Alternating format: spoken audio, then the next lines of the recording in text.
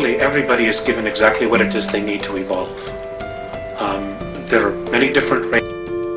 Each race has their own uniqueness about them based on their particular belief systems. And my understanding is that everything is a belief system. As far as the Andromedan culture, children go to school, or the Andromedans, they go through a birth process just like we do. Those that are physical, they go to school for anywhere from 120 to 150 years. They're taught all of the major sciences and arts. There would be equivalent to PhDs or doctorates or masters, whatever you want to call it, in all of the arts. It is at that point, once they're done with all of that education, that they choose what it is that they wish to do or to evolve. And they can change their mind anytime they want. The whole purpose is the evolution of the soul and life. They're given whatever it is that they need to do that. I'm not aware of crime or whatever, or anything along those lines. Their whole focus is on education and not distraction. If it's something that is not educational, from what I've observed, it's just simply something they're not interested in. They just have it within them to constantly evolve on an educational as well as a spiritual level. And whatever they need is there for them to use. I'm not aware of them having to pay anything for it. No. It's just, to my knowledge, it doesn't exist. Now, is art and music important to them too? Yes, all of it is. But those things are very different than what we perceive. Art is creation to them. Things that are created out of thought, out of the isness, what they call isness. The Pleiadians call creation what we call God. Things that are created just by thought, by nature, they consider art. They use extensively holographic technology. Their music is of the universe, of what the music that certain planets make as they rotate around their sun, what different solar systems make as they revolve around their sun, and what whole systems, the sounds and energy that they create, to them that's their music. And then they put things together, different constellations, different star systems. They'll put those together and overlap them to create music. It's different than what we just pull out of thin air here. How have they expressed what their daily life is like? Is there a solar day for them, or is there a night or day, or what is their daily life like, or periods of life? There is really, to my knowledge, no set schedule. I'll give you the example of what I observed on one of their motherships. They don't require much sleep, to my knowledge, simply because I guess they're very healed. Their beings, their physical form, they're just incredibly healed. They're just in touch. There is no night and day. They don't need to experience that. Although I'm sure other races have that, the Andromedans don't. They're just constantly stretching themselves, trying to evolve and experience more and more and more all the time.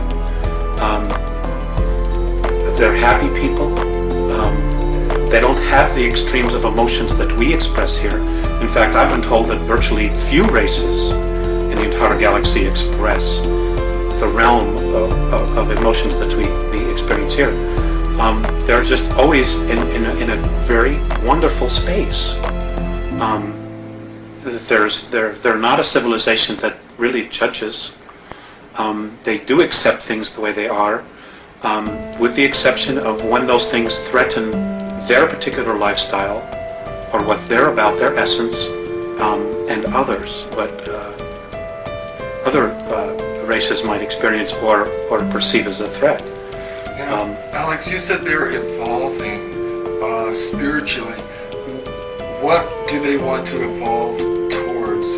What spiritual goals do they have? I guess to be just the best that they are, to be completely at one with all that there is, at all times. there are 11 creational densities. And my understanding is that within each of the densities, you change your physical form.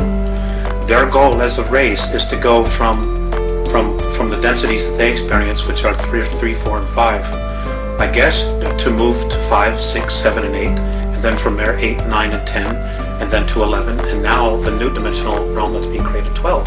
It's just to continue to evolve. Nobody knows exactly what the ultimate goal is, because the essences that they're in touch with, that are on 9th, 10th, and 11th, are continuing to evolve. And now there's a 12th density that's being added to our universe, and they're being drawn up to experience this new density. So nobody really knows what the ultimate spiritual goal is. They themselves are still searching for what God is. They know it exists, but what it is, nobody really knows, which is why they call it the isness. It's just a force that's there, and how we perceive it is based on how we perceive ourselves and our own belief structures, belief systems, and that's how we use the energy to create. Now, you mentioned that they're in contact with essences from the 9th, 10th, and 11th. Yes. Can you describe what they describe these beings to be like to them, and what they would be like to human beings? It's just pure consciousness. What their daily lives are like, I don't know. I don't have any idea. Have they described them at all in any sort of detail to you? Just light. Just light. Just light. Just light. That's all I know. Okay, now, what abilities do the Andromedans possess that exceed those of Earth humans? You mentioned telepathy. Well, that's an interesting question, and I don't know that I necessarily like the way you put it. The abilities that they have are latent in everybody. They just haven't lived in a society that has been screwed with like we have been here. They're all telepathic, they're all clairvoyant, they're all healers because they're taught all of the sciences.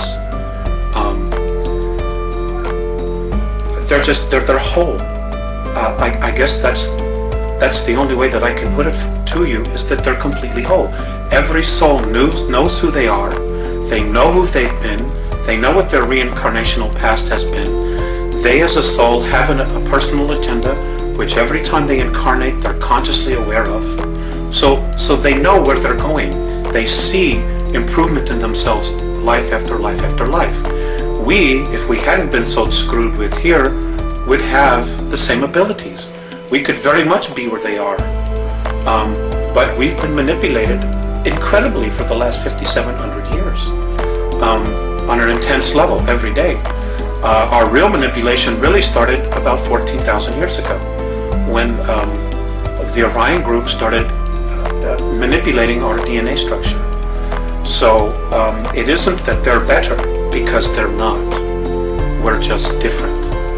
We're a little bit behind than they are because of our manipulations here. But the real bottom line here is that we're all spirit. We contain a soul. That soul is a part of all that is. And that soul has been really trying to be recognized in each of us.